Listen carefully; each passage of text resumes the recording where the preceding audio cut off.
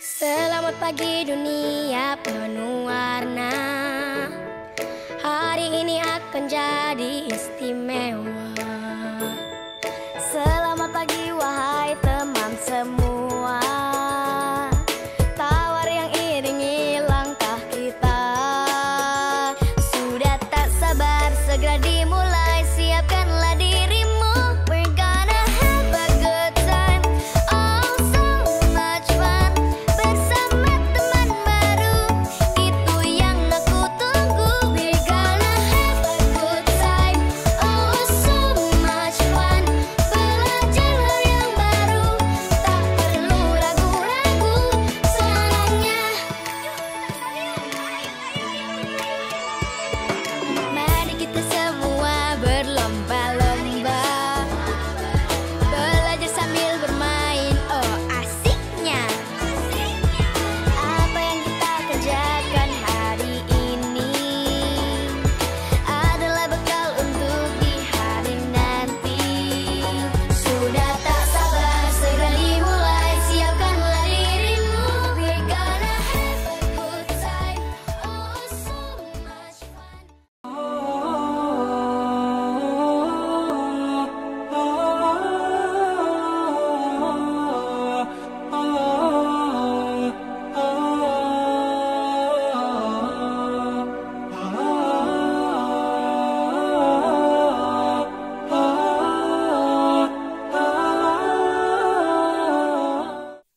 Assalamualaikum warahmatullahi wabarakatuh.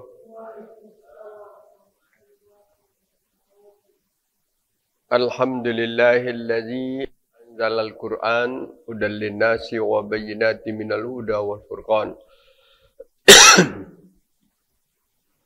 Asyhadu an la ilaha illallah wahdahu la syarikalah wa asyhadu anna Muhammadan abduhu wa rasuluh. Allahumma salli wa sallim wa barik ala nabina Muhammad wa ala alihi wa ashabihi wa man tabi'ahu bi ihsanin ila yaumil ma'ad. Wa qad qala Allah ta'ala fil Qur'anil Karim, a'udzu billahi minasy syaithanir rajim. Tatajafa junubuhum anil madaji'i yad'una rabbahum khawfan wa tama'a wa mimma razaqnahum yunfiqun. Bapak dan ibu-ibu jemaah pengajian Masjid Al-Furqan yang dirahmati oleh Allah Subhanahu wa taala. Alhamdulillah, puji syukur kepada Allah Subhanahu wa taala. Sampai saat ini, sampai pagi hari ini, begitu banyak rahmat dan karunia Allah yang tetap dilimpahkannya kepada kita. Kita berada dalam keadaan sehat walafiat dan kita dapat hadir ke rumah Allah ini, ke masjid ini dalam rangka suatu tujuan yang mulia, yaitu melaksanakan kajian-kajian keislaman, terutama yang berkaitan dengan Al-Quran dan hadis Nabi kita Muhammad SAW, yang semuanya itu insyaAllah akan menjadi rangkaian nilai ibadah untuk kita. Kepada Nabi kita Muhammad SAW, kita juga memperbanyak salawat, salam,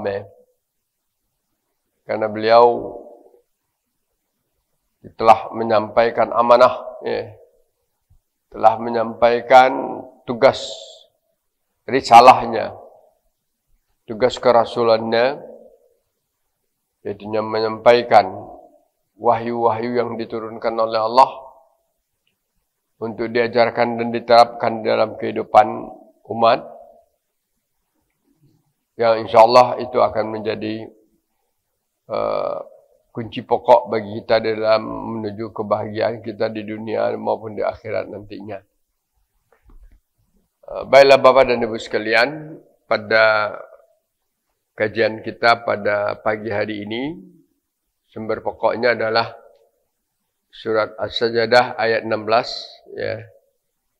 Intinya ya kalau kita kasih judul materinya adalah doa dan ibadah penuh harapan dan di dalamnya ada kecemasan gitu. Harapan di balik cemas gitu. Itu kita ambil kata-kata itu karena itu adalah pemahaman dari ayat Al-Quran. Jadi dalam kita berdoa, dalam kita beribadah, ya, kita begitu harap doa kita dikabulkan oleh Allah, harapan kita tercapai, keinginan yang kita minta kepada Allah dimudahkannya, itu sangat kita harapkan.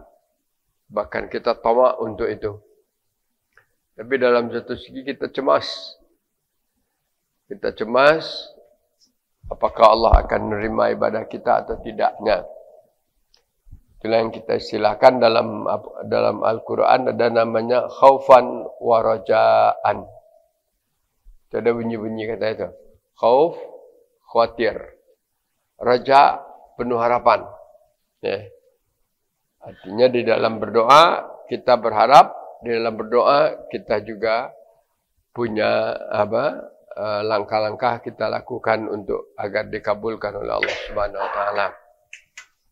Ada lagi istilahnya kalau dalam ayat tadi khaufan wa tama'a.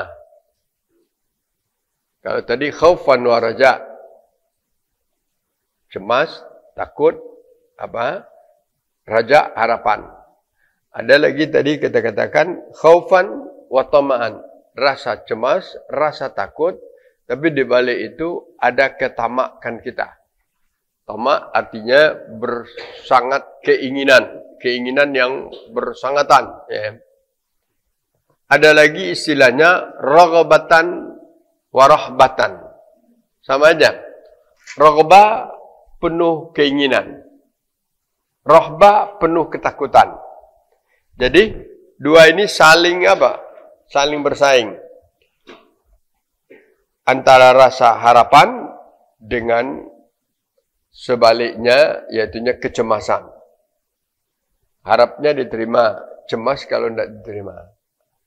Harapnya kalau dapat, ya sesuai dengan dijanjikan. Tapi cemas kalau itu menjadi sia-sia. Disebut dengan khaufan wa tama'an atau khaufan wa raja'an. Itu dalam hidup Bapak sekalian. Dan itu memang harus kita tanamkan selalu itu kan. Kapan saja, di mana saja, di dalam bukan saja dalam berdoa, tetapi merupakan prinsip ibadah yang kita pakai itu. Jadi salah satu prinsip ibadah yang kita pakai, yang pertama ibadah itu harus diapakan, di dalamnya ada kecintaan, al-mahabbah. Kemudian dalam ibadah itu, kita dalam beribadah akan memunculkan harapan. Harapan agar diredai oleh Allah, diterima oleh Allah, dapat pahala, berdampak terhadap diri kita. Kan gitu ya? Itu harapan. Ada kalanya di balik itu kita sulit terlepas daripada kecemasan atau khaufan. Kenapa gitu? Ya, saya sudah lakukan sesuai dengan tuntunan, saya sudah lakukan sesuai dengan pedoman, dan saya sudah lakukan sebagaimana yang ditunjukkan kepada kita, maka itu di balik itu kita akan punya kata-kata. Semoga itu semuanya diterima oleh Allah. Kan itu. Harap kita kan. Tapi di balik itu ada cemas. Coba kita lihat contoh Bapak sekalian.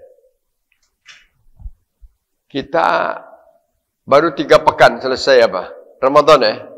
3 pekan. Ini pertemuan pertama kita dengan saya setelah Ramadan. Ramadan kita punya harapan. Harapannya apa? Bahwa Ramadan itu dapat mengokohkan keimanan kita, meningkatkan ketakwaan kita, dan kita mendapatkan ampunan sehingga kembali kepada fitrah. Itu harapan kita ya. Harapan kita gitu. Dengan saum, iman kita bertambah. Gitu. Karena salah satu tujuan saum itu menambah keimanan. Dengan saum, kita akan menjadi orang bertakwa. Karena saum itu memang la'allakum tattaqun. Dengan saum kita punya harapan dosa kita hapus. Kan itu? Kenapa dikatakan dosa kita hapus? Karena ada janji Rasulullah. Man shoma ramadanan imanan wahtisaban ghufira lahu ma taqaddama min dzambih. Harapan itu kan? Kita punya harapan dengan saum ini akan mengembalikan kita kepada fitrah. Tadi kan diampuni dosa. Yang kedua, kembali kepada fitrah. Itu maka kita beridul fitri kan itu. Kembali kepada fitrah itu apa? Kembali kepada potensi dasar asli kita.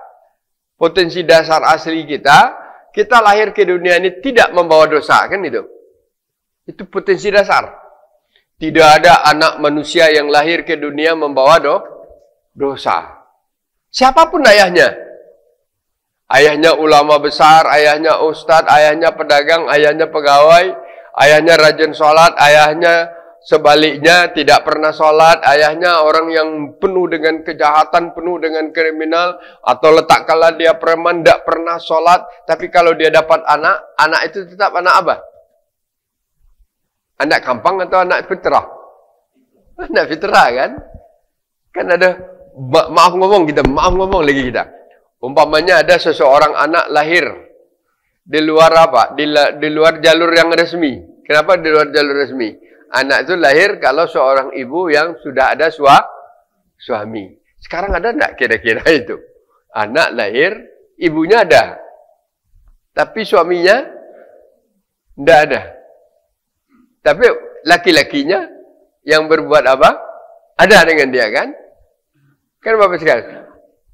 Dalam Islam kan ini, kalau ada anak lahir oleh seorang perempuan tidak berdasarkan perkawinan, anak itu tidak punya namanya tidak dinisbahkan kepada laki-laki yang menghamilinya, tapi anak itu dinisbahkan kepada ibunya. Berarti bukan anak ayahnya kan? Kalau masyarakat kita saking marahnya disebut anak apa? Iya, bener ada enggak anak gampang itu? Tidak bener kan anak gampang. Kenapa anak? Apa salahnya anak itu? Anak itu kan tidak pernah salah. Yang salah siapanya? Orang tuanya kan?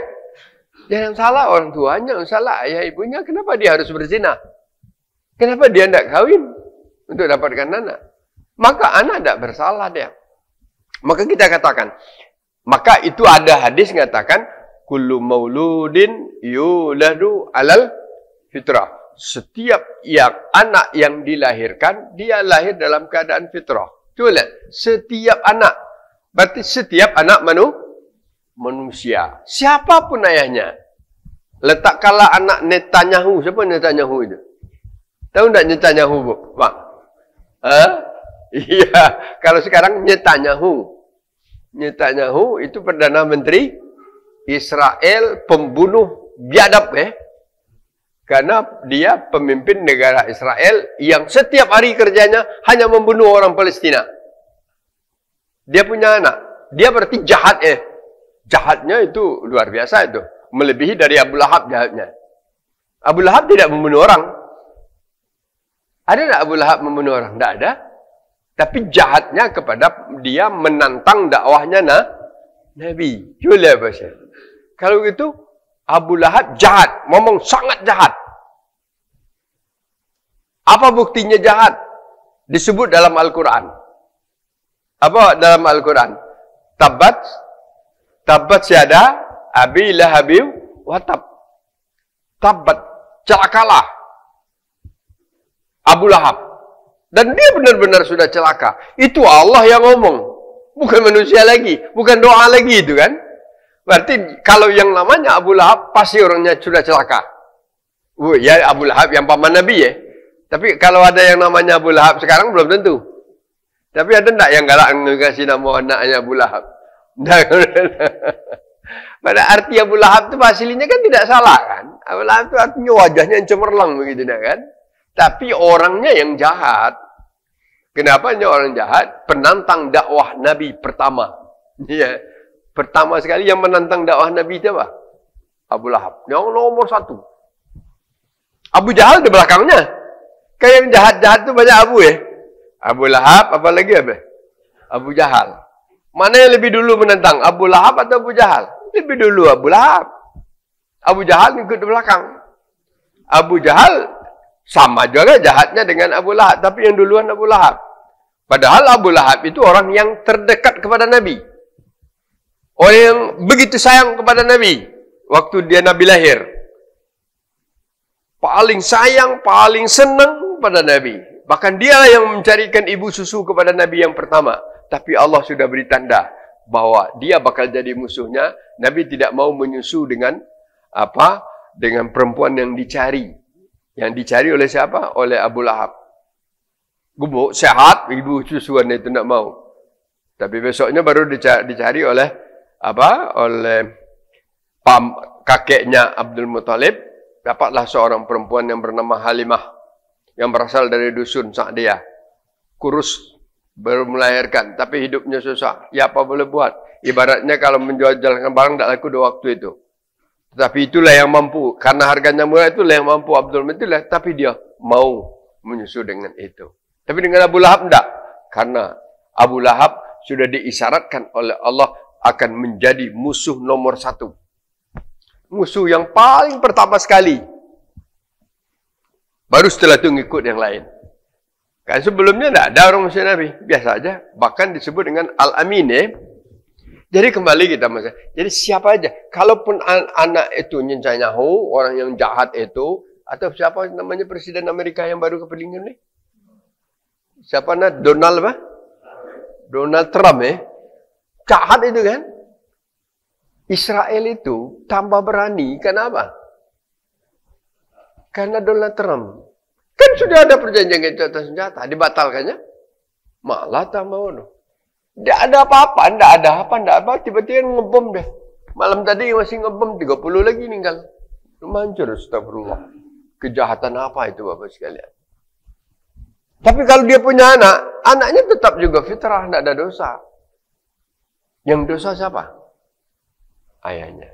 Karena kullu mauludin yuladu ala fitrah. Itu yang kita harapkan. Kan harapan kita Kita berharap dengan pertama kalau ibadah kita yang terdekat kemana ini saum. Harapannya pertama sudah saya katakan iman kita tambah kokoh. 1. Nomor 2 ketakwaan terbentuk dalam diri kita. Nomor 3 dosa kita dihapuskan oleh Allah. Habis ya kan dapat Nomor 4 kita kembali kepada fitrah. Nomor 5 derajat tinggi di sisi Allah. Nomor 6 hidup kita makin terkendali. Banyak. Jadi kalau dibuat rentetan harapan dari nilai saum yang kita baca banyak Bapak sekalian. Itu garis besarnya aja. Jadi bukan sekadar la'allakum tattaqun. Ya. Itu memang kalau itu jelas dalam Al-Quran. Ya ayyuhalladzina amanu kutiba alaikumusiyam kama kutiba alal ladzina min qablikum la'allakum tattaqun. Hai orang-orang yang beriman, kamu wajib saum sebagaimana diwajibkan kepada orang sebelum kamu, mudah-mudahan kamu menjadi bertakwa. Itu harapan. Tetapi banyak dalam hadis. Karena dengan saum itu ya Allah kenapa yang dikatakan paling penting dulu menambah keimanan? Karena di sana adalah ujian ibadah yang sebenarnya kan. Ibadahnya syariah. Ibadahnya apa? Syariah. Syariah itu apa? Tersembunyi. Kalau sholat tadi apa? Jariyah. Jelas kan? Zahirah. Kalau kita tadi, saya sholat masuk dulu. Saya duduk sebelum duduk, saya sholat tahiyatul masjid. Saya waktu sholat tadi, bapak-bapak lihat kan? Ibadahnya zahir. Ibadahnya jelas. Ada perbuatannya, ada perkataan, nampak oleh orang lain. Dan memang harus gitu. Karena ibadahnya rutin ini kan. Tapi yang saum, tidak zahir. Tidak ada bentuk, tidak ada perbuatan, tidak ada kata-kata. Tapi satu aja saumnya itu. Saum itu adalah tidak makan, tidak minum, dan menahan dorongan hawa nafsu itu aja. Tidak makan, tidak minum, kemudian tahan semua hal yang berkaitan dengan dorongan hawa nafsu. Tahan aja, bukan dibunuh, tahan. Itulah saum. Jadi tidak tahu orang. Itu kalau begitu, di saat orang yang puasa seperti itu, dia betul-betul nahan lapar, nahan haus, nahan minum, nahan hawa nafsu. Bukan karena si A, bukan karena si B, bukan karena jabatan, bukan karena keluarga, bukan karena antasan. Tapi kenapa? Nah, itu kan intinya adalah memperkokoh keimanan. Itu nomor satu. Itu harapan kita. Ya Allah, harapan kami dengan pelaksanaan ibadah imanku tambah kokoh ya Allah. Imanku tambah kuat. Kenapa? Karena keimanan itu bisa naik, bisa turun kan. Al-iman yazid wa yankus. Kan gitu ya. Yazid itu naik grafiknya. Kemudian, tapi kadang-kadang yankus. Dia turun. Nah, kita tidak mau, takut kita kalau jadi turun. Harapan kita naik terus. Kalau tidak akan kalau tidak akan naik lagi, datar jadilah kan. Maka ada kata-kata istiqomah kan. Setelah beriman itu kan tuntutannya apa? Istiqomah itu artinya kan, kalau gini tidak istiqomah jadinya kan. Kadang beriman, kadang tidak kan. Tapi kalau itu naik, kadang kalaupun agak sedang tetap. Jangan sampai apa? Jangan sampai turun. Kalau turun cepat pompa, naikkan. Itu harapan kita, Bapak sekalian. Ya Allah, aku sudah saum. Kokoh hendak keimananku ya Allah. Karena di antara tanda kekokohan keimanan seseorang itu dia menjadi ihsan, menjadi muhsin. Kenapa? Kalau dapat kita itu kan gini Bapak. Muslim, mukmin, muhsin, muttaqin. Kan ini. Ada 4 ya. Nampak nih. Banyak nampak nih. Saya seorang Islam lah lengkap lah tercapai nak nampak. Bukan ngomong baik yang nampak. Bukan apa aja. Kenapa? Islam alhamdulillah. Mukmin muhsin. Muhsin itu apa? Muhsin itu ihsan. Ihsan itu apa? Orang yang suka berbuat baik. Orang yang sudah tertanam di dalam dirinya anta'budallah ka'annaka tarahu fa illam takun tarahu fa innahu yaraka. Itu muhsin. Bahwa kamu beribadah kepada Allah, di saat kamu beribadah kepada Allah itu seolah-olah kamu sedang nampak Allah gitu ya. Tapi seolah-olah nak. Karena Allah tidak bisa nampak. Fa illam takun tarahu, tapi kalau kamu tidak melihat Allah, tidak tampak oleh kamu Allah waktu itu, kamu yakin fa innahu yaraka, bahwa dia melihat kamu. Dan saum begitulah kira-kira kan. Jadi kalau orang yang saumnya benar, dia jadi orang muhsin. Kenapa? Ya, saya saum memang karena Allah. Allah lah yang melihat cuma. Ya. Saya kalau umpamanya ingin melepaskan saum saya, tidak diketahui oleh orang, bisa saja. Saya bawa makanan, saya kunci kamar, tidak ada yang melihat kan? Kan ada yang melihat. Tapi orang tidak melihat, di sana timbul kata-kata iman. Ainallah. Ainallah itu di mana orang tidak melihat, tapi Allah melihat. Allah maha melihat. Kalau orang hanya sekadar melihat, Allah maha melihat. Allah maha melihat, tidak ada bisa batas yang membatasinya. Dia melihat apa saja. Di dalam kegelapan apapun dia akan nampak kita. Itu harapan kita Bapak dan Ibu sekalian. Jadi muhsin. Jadi bertambah keimanan kita untuk merealisasikan kita jadi muslim, mukmin yang bagus, menjadi muhsin. Muhsin orang yang suka berbuat baik. Orang yang suka berbuat baik, nampak atau tidak nampak, dia akan kerjakan. Di tempat terang-terangan kah atau tempat tersembunyi, tidak apa. Ya, kalau ini sudah ada, itu orang yang tingkat keikhlasannya sudah apa? Sudah luar biasa itu. Inilah keinginan capaian-capaian kita. Jadi kalau bertangga, muslim, mukmin, muhsin. Sehingga nanti di atasnya apa? Muttaqin. Muttaqin itu apa? Itulah saum. La'allakum takun. Harapan. Itu kajian kita apa? Penuh harapan, doa dan ibadah penuh harapan dibalik kecemasan. Kalau itu kan harapannya. Harapan yang saya katakan tadi 6 dapat enggak? Imannya bagus. Dapat enggak? Alhamdulillah, coret. Kemudian dampak yang lainnya, imannya bagus, enggak apa. Dosanya hapus enggak? Hapus enggak? Hapus. Karena Ramadan itu menghapuskan dosa. Harapan ya. Sudah itu, kembali enggak kepada fitrah? Kepada fitrah, bukan sekadar dihapuskan dosa, tapi bersih. Enggak ada lagi, seperti kertas putih. Kan gitu ya? Kertas putih enggak ada dosa lagi. Nah. Jadi ini asli kita. Kan, kenapa seperti ini? Karena kalau ada dosa, berbeda. Ini pena. Iza aznabal muslim zamban nakatat nuktatan sauda fi qalbihi. 1, 2, 3, 4, 5, 6. Tidak bersih lagi kan? Kenapa tidak bersih? Karena sudah ada titik-titik hitam. Kalau titik hitam dibiarkan, bahaya. Dia akan bertambah terus. Tambah. Jadi apa dia? Banyak dia kan? Kalau diginikan terus, akibatnya apa? Hitam semua. Maka itu perlunya ibadah itu, harapan kita, ya Allah, mungkin hari ini ada salahku, ada membekas, dapat hapus. Itu harapan ya. Kalau dapat jangan sampai tinggal, saya dapat setiap hari seperti ini. Bersih terus. Ya dia memang pernah kotor, pagi dia pernah, coba bersihkan. Itu harapan kita.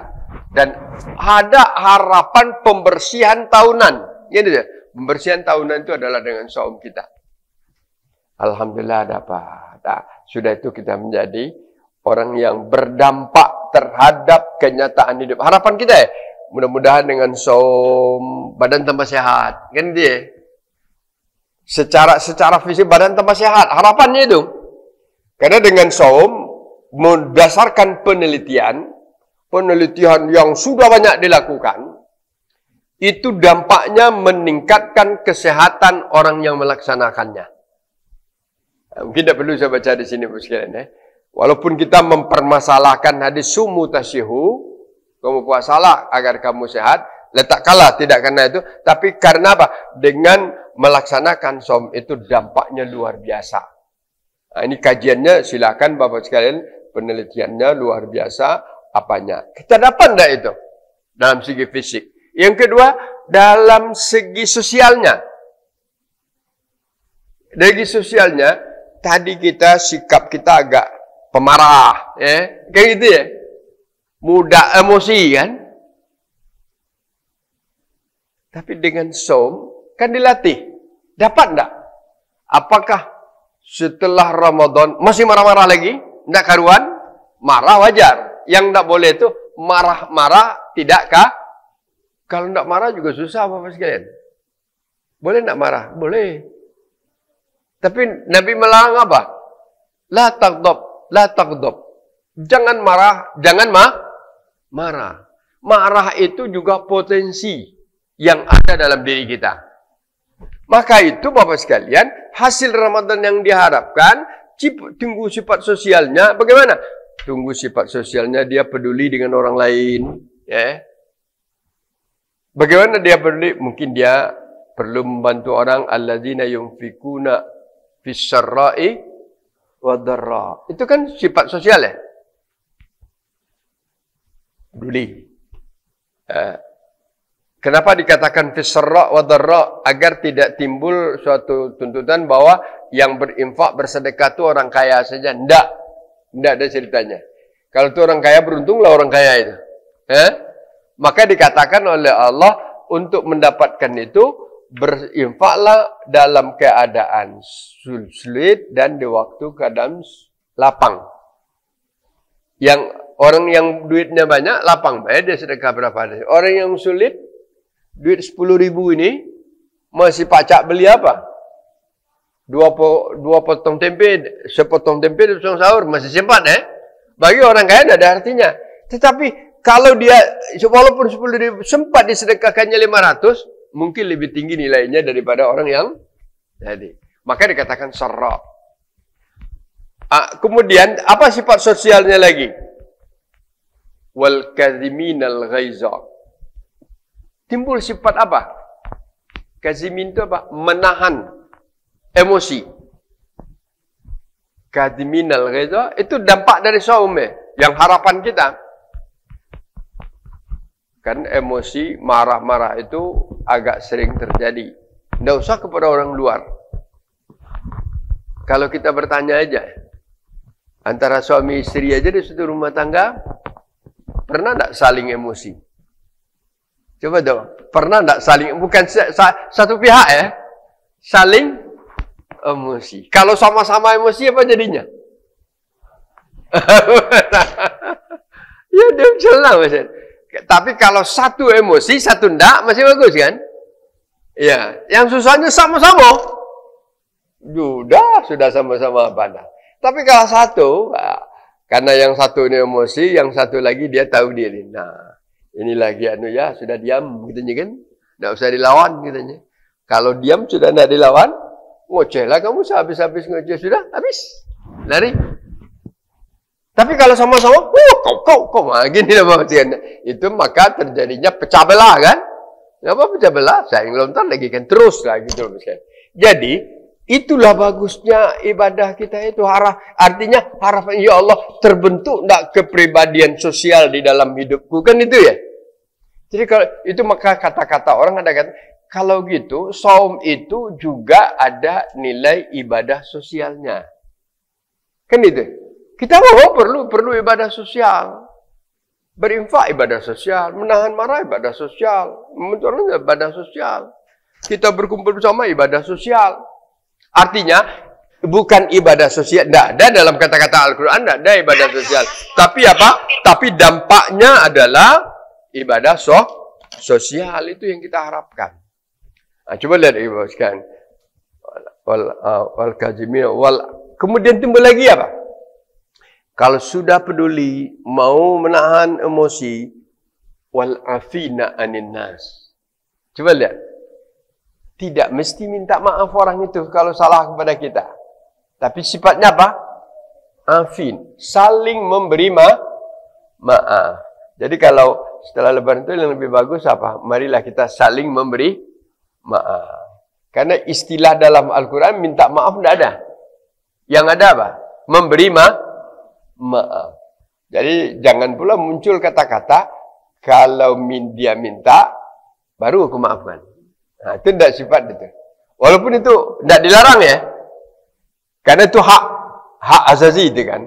Tetapi kalau mau menjadi orang yang berhasil dengan ibadahnya, harapannya mau saling memberi maaf. Untuk apa jadi beban? Tidak akan juga memperkaya kita, tidak juga akan meningkatkan kehormatan kita. Umpamanya ada seseorang kita merasa orang itu bersalah kita. Ya, enggak sulit rasanya. Sulit, tidak mungkin ini dimaafkan. Untuk apa? Apa untungnya coba maksud apa untungnya? Kan ada kan? Untungnya tidak ada. Yang ada apa? Menjadi beban.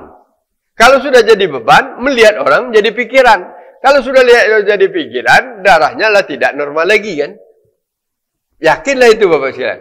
Kalau jadi pikiran, ini tidak normal lagi. Itulah maka kata dokter, di antara penyebab penyakit yang lebih banyak adalah beban pemikiran. Tanya kepada dokter. Di antara penyebab penyakit, bukan matinya, tapi beban pemikiran. Jadi dengan pemikiran darah tidak normal, dengan pemikiran asamnya apa? Naik, kan gitu. Dengan pemikiran otaknya berpikir terus, mestinya lah jam 10 tidur nyenyak, jam 11 masih mikir-mikiran tak karuan. Akibatnya apa? Tak tidur. Jadi luar biasa ajaran agama kita ini Bapak dan Ibu sekalian. Kita sederhana aja ngambil bahwa kenapa di dalam Al-Quran itu ada khaufan wa tama'an. Kenapa ada khaufan wa raja'an. Kenapa ada khaufan wa rahbatan. Raghbatan wa rahbatan. Jadinya penuh harapan, tapi di baliknya ada ketakutan. Dalam beribadah gitu, penuh harapan, di baliknya ada ketakutan. Khaufan wa rajaan. Takut, tapi di baliknya ada harapan. Kalau dalam surat yang menjadi patokan kita ini, khaufan wa tama'an. Coba lihat. Khaufan wa tama'an. Khauf itu apa? Takut, khawatir. Tapi di balik itu apa? Toma. Toma itu apa? Keinginannya menjadi besar. Keinginan sangat besar ya. Jadi Bapak dan Ibu sekalian, itu kalau kita kembalikan luar biasa. Coba lihat. Kan harapan sudah begitu. Ada dampak. Ada nilai. Ada pengaruh. Ya. Kalau itu dampak, itu akan meningkatkan posisinya dan kepribadiannya di sisi Allah Subhanahu wa taala. Tapi di balik itu ada yang namanya khauf. Khauf itu takut. Contoh takut Bapak sekalian. Alhamdulillah saya sudah sholat. Rasanya syaratnya cukup. Saya bersih dari hadas besar, karena kalau hadas besar kan mandi ya. Saya bersih dari hadas kecil, saya sudah berwudu. Jadi kalau tidak sholat kan itu, salah satu syaratnya bersih dari hadas. Hadas itu apa? Dua macam. Hadas besar, hadas yang mewajibkan saya mandi. Itu tidak akan hilang kecuali mandi. Hadas kecil, semua kita berhadas kecil walaupun badannya bersih.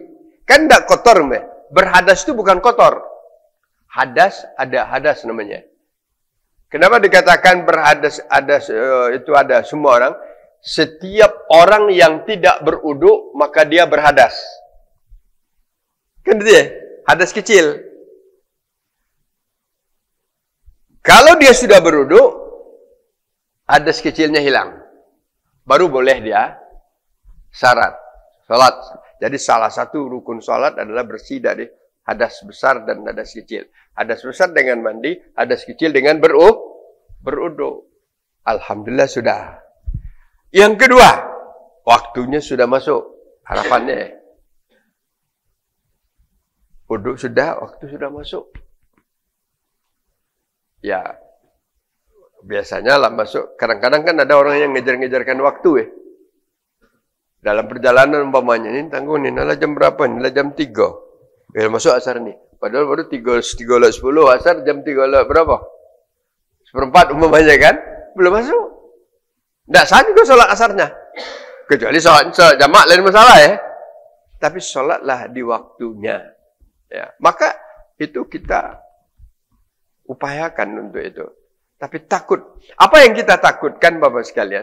Syaratnya sudah, anunya sudah, niatnya sudah ikhlas. Kita takut, ya Allah, sholatku tadi sah tak? Gini dia tanya kita ya. Jadi setiap kita sholat, kita juga harus tertanam sah tak? Kenapa? Syarat cukup, rukun cukup, kewajiban cukup. Tapi mungkin ada. Ya Allah, tadi di waktu sholat aku masih ingat ini, masih ingat itu kan? Batal tak sholat? Tidak batal kan? Kan tidak batal sholatnya. Ya Allah, aku waktu baca apa? Al-Fatihah tadi. Alhamdulillah, iya karena berdua. Amin. Bisa aja kan? Baru teringat itu setelah apa? Sah tidak sholat tadi kan? Maka kembali kepada masalah itu.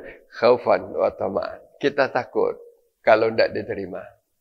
Maka sebelum kita melakukan, kerjakanlah sesuatu itu sesuai dengan pedomannya itu, maka ada pedomannya kan. Kalau tidak sholat, pedomankanlah rukun syaratnya. Kalau tidak sholat, perhatikanlah waktunya. Kalau tidak sholat, ingat mana yang wajib, mana yang sunnah kan. Kalau yang rukun itu jangan sampai tinggal. Ya. Saking cepatnya, dia belum lagi lurus punggungnya untuk rukuk, dia sudah sami Allahu liman hamidah, belum lurus tegaknya dia sudah Allahu akbar. Ada tidak seperti itu kan? Namanya tidak tumak nina. Rakaatnya benar 4. Rukuknya benar setiap rakaat. Tetapi yang hilangnya apa? Tumak nina. Banyak orang sholat sunat tidak tumak nina. Atau banyak orang sholat sendirian tidak tumak Nah, banyak orang sholat yang sendirian, waktu dia belum selesai bacaannya dia sudah bergerak kepada bentuk hal. Itu bisa terjadi Bapak sekalian. Kenapa? Karena godaan. Maka itu kita takut, ya Allah, aku sudah lakukan. Aku takut kalau itu tidak diterima. Atau dikaitkan dengan saum tadi, Bapak, saum. Alhamdulillah.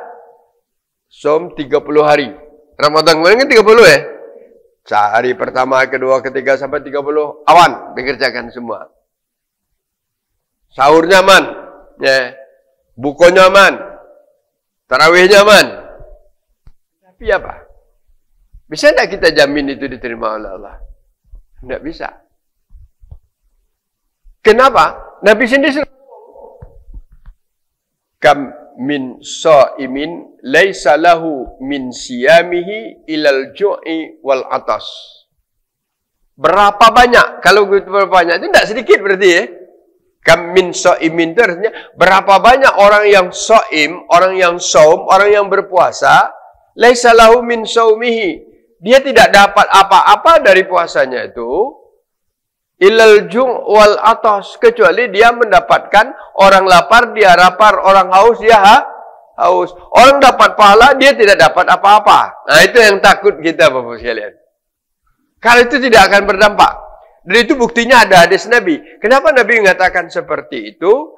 Karena mungkin tidak akan tertutup kemungkinan bahwa ada orang Islam itu yang ibadahnya seperti itu kan? Maka kita harus Bapak dan sekalian tanamkan khaufan wa tama'an. Saya perkuat lagi Pak ya. Pernah satu kali, hadis ini mungkin sudah pernah Bapak dan Ibu dengar, Nabi tidak naik mimbar ini 3 langkah. Ya, 3. Tetapi menjelang dia itu dia tertegun, dia berhenti. Tidak biasa itu. Biasanya Nabi langsung naik balik kan. Ini sampai di sini. Nah. Tengah lama ke dia kan. Dan dilihat oleh sahabat yang lain. Mulutnya itu apa? Bergerak-gerak. Orang tidak berani bertanya. Sudah berapa lama baru dia naik berkhutbah. Sampai khutbahnya. Sudah salat. Tiba-tiba saya lupa nama sahabatnya Bapak sekalian. Ada yang bertanya. Ya Rasulullah. Biasa kami melihat menjelang kamu naik mimbar ada tertegun berhenti dan kami lihat seolah-olah ada yang kau baca ya Rasulullah. Kenapa? Karena waktu itu mulut Nabi ini apa? Bergerak, kami dengar. Kenapa ya Rasulullah? Waktu itulah Nabi berkata, Atani Jibril. Atani datang kepadaku malaikat Jibril.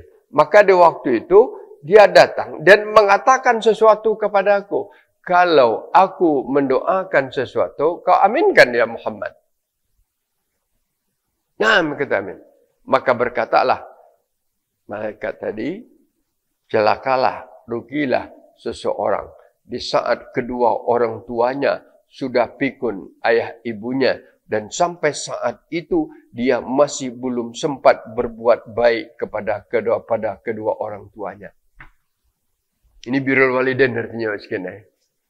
Kan kalau birrul walidain itu kan diwasiatkan oleh Allah, wa wasainal insana biwalid, diwasiatkan untuk berbuat baik. Ini orang tuanya itu sudah kalau sudah pikun tak bisa berbuat apa-apa ya. Lah tua. Imma yablughanna ahaduhumal kibara. Kilahuma au ahaduhuma. Salah seorang atau keduanya. Mungkin saja. Ya, untuk kita telah berlalu, atau kita juga akan menjadi yang seperti itu kan bisa saja Bapak dan Ibu sekalian. Nah, si anak di waktu itulah begitu masih mendongkol, masih mendurhakai, masih melawan, masih tidak berbuat baik. Maka celakalah kata Allah. Celakalah orang itu. Amin kata Nabi. Jadi kalau Nabi mengatakan amin apa? Nabi itu doanya makbul. Ya. Satu ya. Nomor 2. Apa katanya?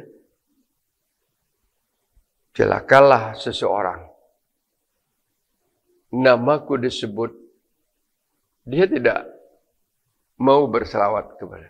Ya. Celakalah seorang ya Muhammad. Namamu disebut, tapi dia tidak mau berselawat. Nauzubillah. Itulah maka kita disuruh selalu memperbanyak selawat. Selawat itu adalah ungkapan doa kita kepada Nabi kita Muhammad SAW. Terutama di saat dengan nama Nabi-Nya. Allahumma salli ala Muhammad sallallahu alaihi wasallam. Atau minimal kita akan lakukan itu waktu sholat. Ya, kalau itu celaka orang. Kenapa? Karena itu juga akan mendatangkan syafaat terhadap kita. Yang ketiganya yang kita takutkan ini berkaitannya. Celakalah seseorang. Ramadan sudah berlalu, tapi dosanya tidak jadi diampuni. Akan takut kita berkaitan. Celaka juga. Celakalah seseorang. Ramadan berlalu, tapi dosa tidak jadi. Padahal tadi kita katakan harapannya apa? 5 kan? Imannya bertambah. Dosanya diampuni, fitrahnya kembali, kan gitu. Predikat takwa didapatkan, dampak terhadap kehidupan kita rasakan. Ini tidak dapat apa? Mestinya dosa, tapi dosanya tetap seperti itu. Bakal ada. Itu yang kita takutkan, Bapak saya. Takut. Maka itu sejalan khaufan wa tamaan. Rajaan khaufan. Dua bersejalan.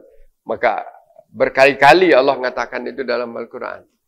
Jadi banyak sekali Allah mengingatkan kepada kita agar kita memperbaiki kualitas ibadah kita. Begitu juga yang lain, Bapak dan Ibu sekalian. Bukannya masalah sholat dan puasa, begitu yang lain. Atau kata orang berapa banyak dia dia bersedekah, dia membantu seseorang kan, menyelamatkan orang dari kesulitan. Tapi di waktu itu apa? Dia melakukan humazah dan lumazah. Apa humazah? Wailul likulli humazatil lumazah. Orang yang kerjanya mengumpat, mencaci orang lain. Ya.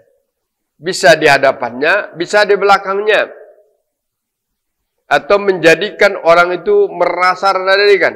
Nah, kau ini sombong. Tahu tak kau? Kalau tak aku nolong kamu dulu, kalau mati kamu. Bisa aja. Ada tak orang seperti itu? Itu termasuk wailul likulli humazatil. Masa kalau sudah pernah bantu orang, ya sudah diam. Tak apa-apa, tak usah dibaca lagi kan. Nah, sombong kau dulu. Dulu, waktu kuliah, waktu sekolah. Kalau tak aku, bayarkan tak kuliah kamu.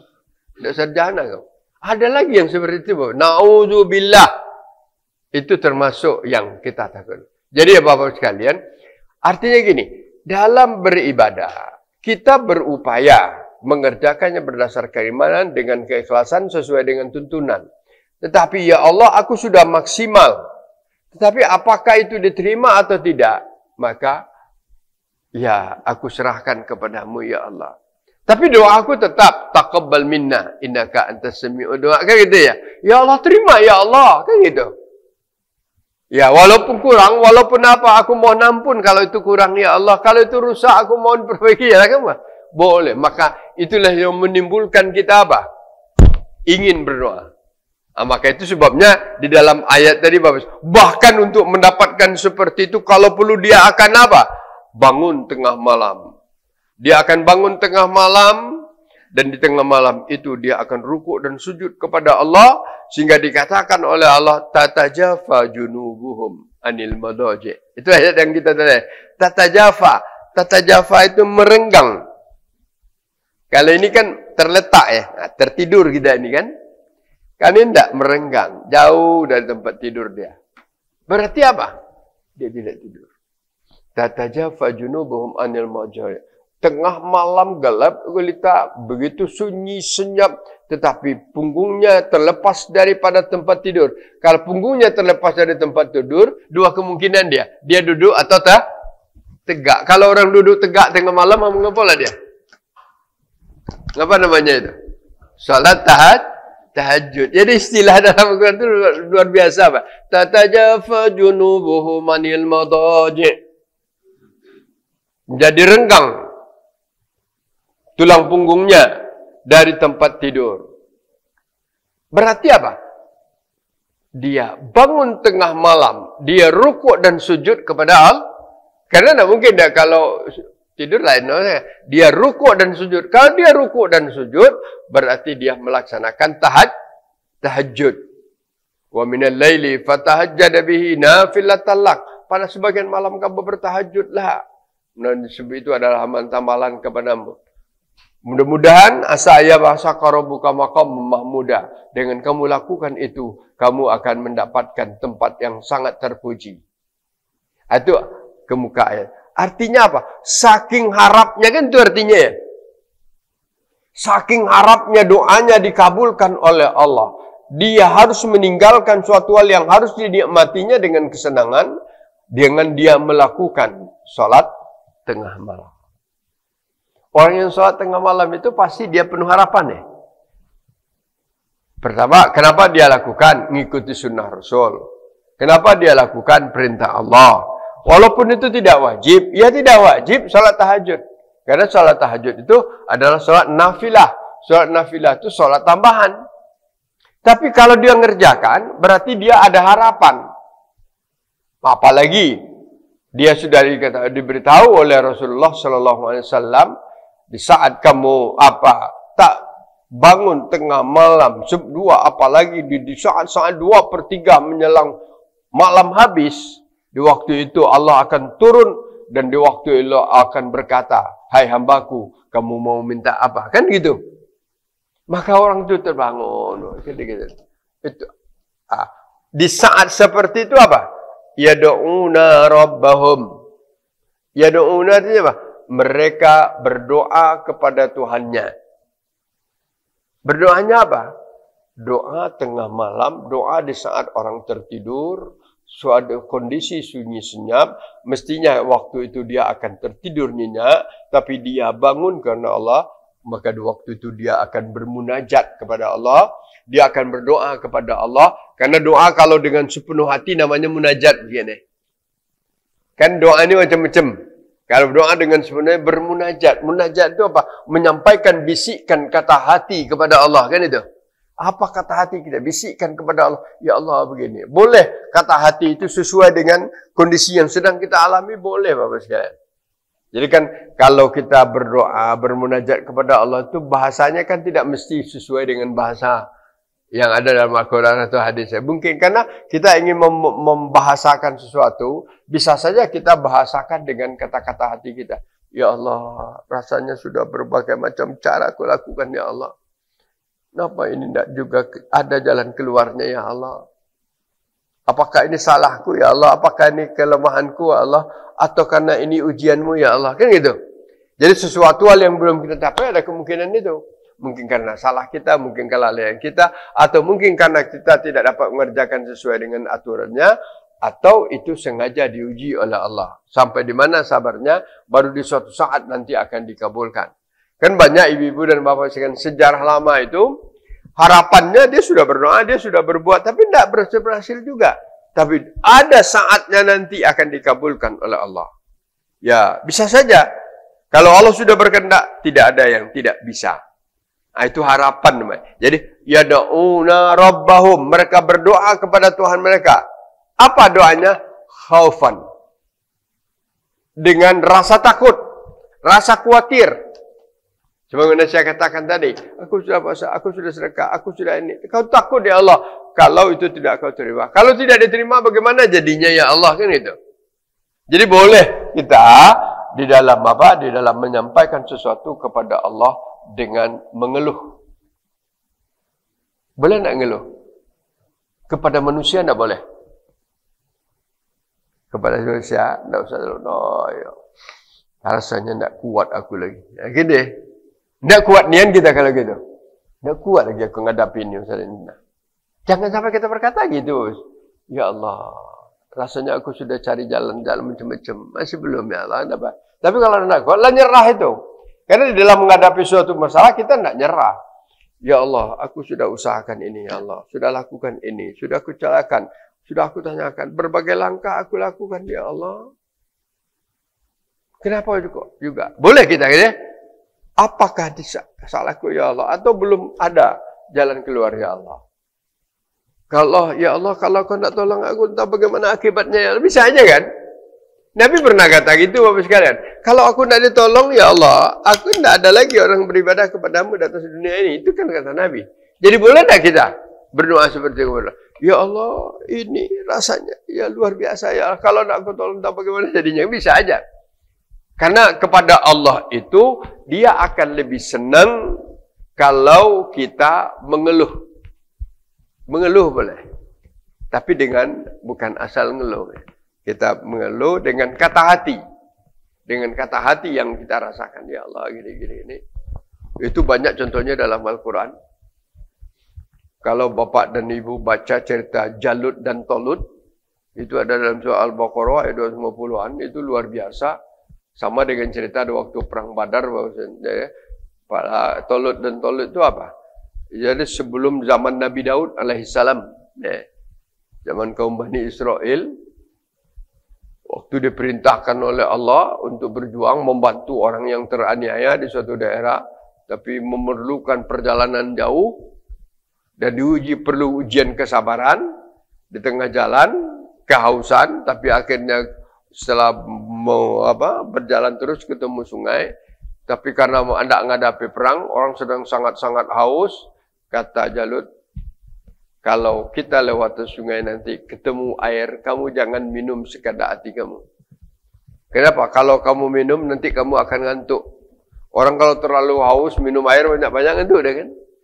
Maka dikatakan oleh minumlah sesuai dengan sekadar perlunya. Ada yang katakan mengambil dengan tangan, begitu kan? Karena musuh ada di belakang ini. Akhirnya, ketemu dengan air. Tentaranya yang banyak itu kalau ratusan, sebagian besar minum, karena lama nak kehausan, minum sepuas-puasnya. 50 meter, 100 meter jalan lah kau. Yang mengikuti perintah tadi, yang dikit tadi apa? Alhamdulillah masih kuat. Tinggal lagi beberapa orang, harus menghadapi Tolut. Kuat. Waktu itulah, dia mengeluh kepada Allah. Rabbana afriq alaina sabara, wasabbit aqdamana, wansurna alal qaumil kafirin. Kemudian ayat sudah itu, kam min fi'atin qalilatin ghalabat fi'atan katsira. Ya Allah, bagaimana? Berilah kami yang tinggal ini penuh-penuh kesabaran. Mantapkanlah posisi kami, ya Allah. Tolong kami menghadapi orang kafir itu. Kenapa? Kalau kami yang tidak mampu, kami akan mengalahkan yang besar itu. Maka karena itu sudah tugas, fahazamuhum. Tetap diserang. Tapi sorong-sorong akhirnya dengan doanya, dia menang. Kata Allah, kalau Allah berkehendak, kami fiatin qalilatin qalabat fiatan, itu harapan penuh kita kepada sekalian. Jadi kembali masalah tadi, khaufan wa tamaan. Jadi kita takut, tomak, kan itu tomak artinya. Kalau kita tomak itu apa? Sangat keinginan bersangat dan berlebihan ya. Boleh enggak keinginan yang berlebihan? Boleh. Tapi keinginan berlebihan berkaitan dengan nilai ibadah. Tamak, boleh tamak. Yang tidak boleh, tamak duniawiyah. Bukan tamak duniawiyah, bukan tidak boleh mencari harta banyak ya. Tamak itu penting dia mendapatkan yang banyak, tidak tahu lagi langkah-langkah caranya halal atau tidak. Tamak, makannya tamak, ini juga saya sehingga dia lupa itu merugikan orang lain. Ini jalan ditempuh tidak benar. Yang pokoknya dia mengumpulkan sebanyak-banyaknya. Apakah Allah Ta'ala tidak tahu, dia tamak itu kan. Tapi kalau orang yang tamak di dalam beribadah, dia tidak pernah merasa cukup. Berapapun ibadah yang dilakukan, dia merasa kurang. Gitu ya. Kalau sifat manusia apa? Yang tidak mau puas itu apa? Harta. Kan? Orang tidak akan pernah puas dengan berapapun harta yang dimilikinya. Itu dijamin oleh Rasulullah.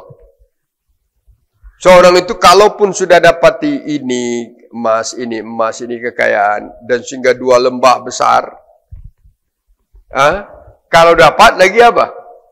Bukan 1 lembah, satu apa? Gunung besar, semua dikuasai. Itulah manusia. Jadi artinya manusia tidak akan pernah terlepas daripada keinginan model. Sama aja siapa aja manusia. Tetapi kalau ada kata tamak yang mestinya kita lebih tamak dengan hal-hal yang berkaitan dengan apa yang akan membawa bekal kita di akhir hayat dan di alam akhirat. Tamak kita, ya Allah. Kita nak tamak itu apa? Nak merasa cukup. Kan tamak itu nak merasa cukup ya. Kalau orang sudah merasa cukup, puasa sudah, terima Allah, zakat sudah, lampu sudah, ya sudah ini kan. Rasanya lah banyak pada aku kan. Tetapi orang yang apa? Yang tamak dengan rasa takut tadi, nah, ini memang sudah, ini memang sudah. Tapi kalau tidak diterima Allah bagaimana ya? Tapi harapanku diterima semua ya Allah. Khaufan wa tama'an. Jadi kalau dijanjikan oleh Allah, ya Allah, aku sudah baca Al-Quran. Janji Nabi-Mu satu huruf, satu pahala. Setiap hari Ramadan aku baca setengah juz. Umpamanya, berapa pahala aku? Itu tidak tamak jadinya. Berapa? Alhamdulillah bulan puasa banyak juga bersedekah. Karena katamu ya Rasulullah, kata Rasulmu ya Allah, sedekah bulan puasa itu akan bau jauh-jauh berlipat ganda. Banyak lagi. Al-Quran tengok 2 kali tamat. Sedekah tiap malam. Puasa terus. Tarawih tak tinggal kan? Itu yang dikerjakan. Itu bagus. Tetapi jangan lupa. Jangan dijadikan itu. Sebagai orang yang tamak. Dia Allah. Masih kurang rasanya. Kan itu ya? Masih belum cukup. Masih ada kekhawatiran ya Allah. Kalau tidak diterima. Inilah kira-kira ibu-ibu dan bapak sekalian yang dimaksud oleh ayat tadi. Sehingga saking apanya, rojaknya, dirinya itu renggang dari tempat tidur. Maka kita katakan, kita bacakan ayat, tatajafa junubuhum anil madaji'i, renggang pinggung mereka dari tempat tidur. Yada'una rabbahum, mereka lantas berdoa kepada Tuhannya khaufan, dengan rasa cemas dan takut, wa tama'an, tapi di balik itu dia penuh harapan, penuh keinginan, sangat tamak dengan kebaikannya.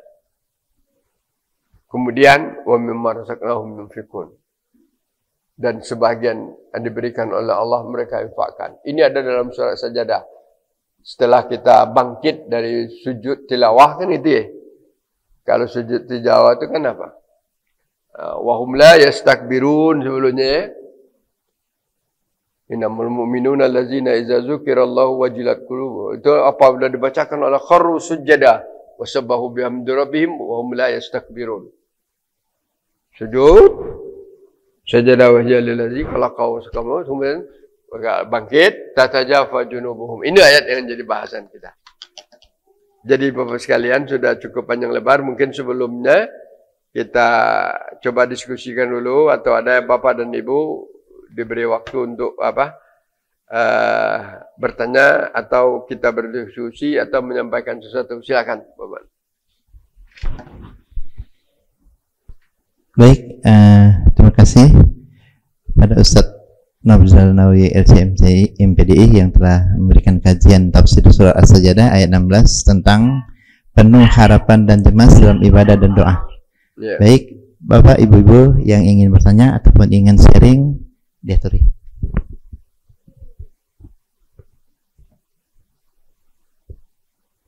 Ada yang habis?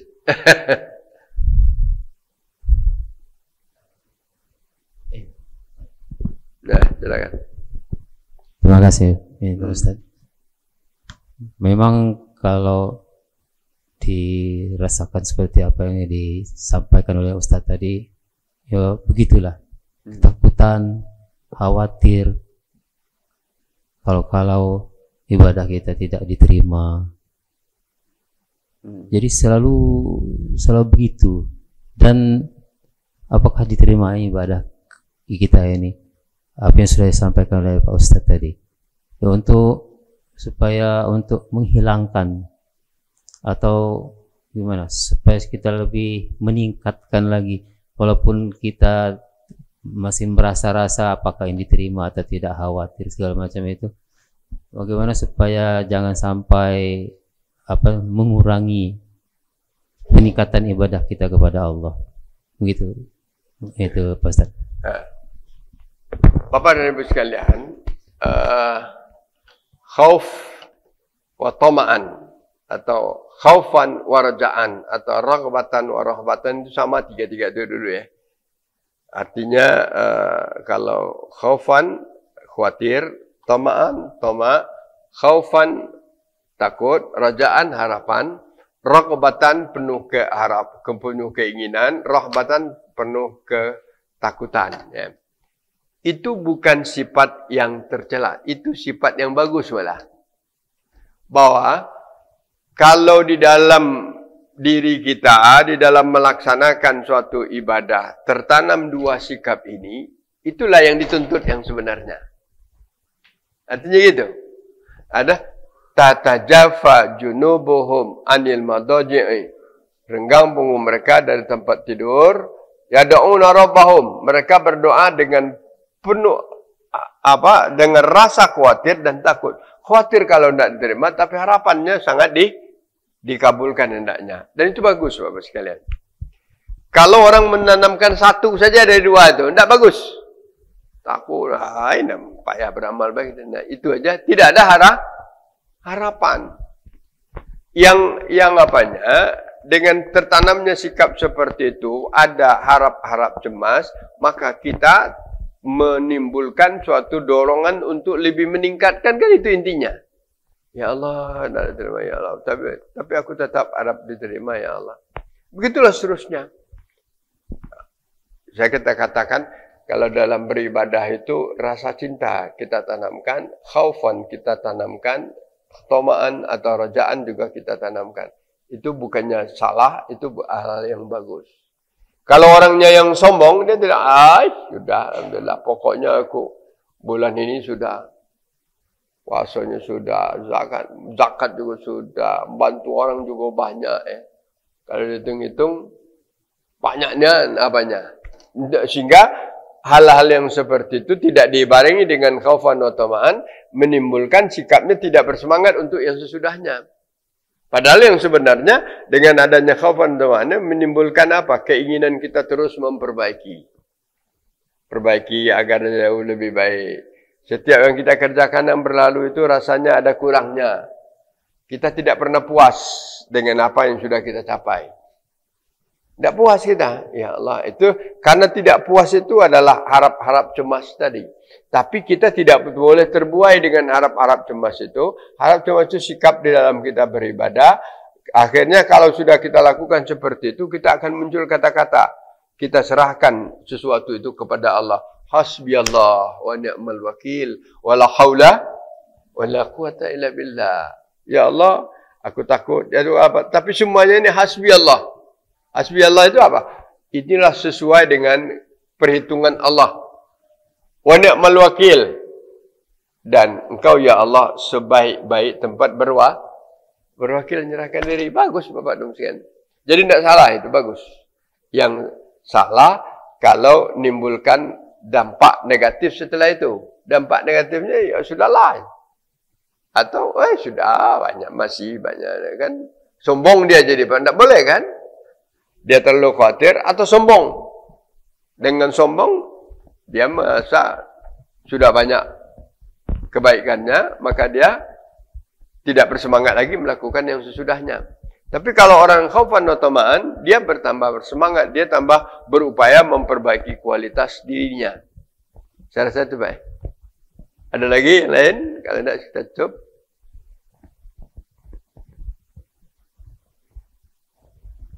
Dah. Ada nak nanya ibu-ibu hendak ya? Kalau tidak, ya kita cukup sampai sini. Lihat kembali dasar pokok pengajian kita. Pertama, pedomannya adalah surah As-Sajdah ayat 16. Yang kedua, intinya di dalam beribadah, salah satu sikap yang di antara sikap yang kita pakai adalah kita berharap-harap cemas. Kita harap agar semuanya diterima Allah, tapi kita rasa takut kalau tidak sesuai dengan ridho Allah. Terakhir, kita berdoa kepada Allah, semoga semua amal ibadah kita diterimanya dan diridainya, dan akan menambah nilai kedudukan kita di sisi Allah Subhanahu wa taala, dan dosa kita diampuninya.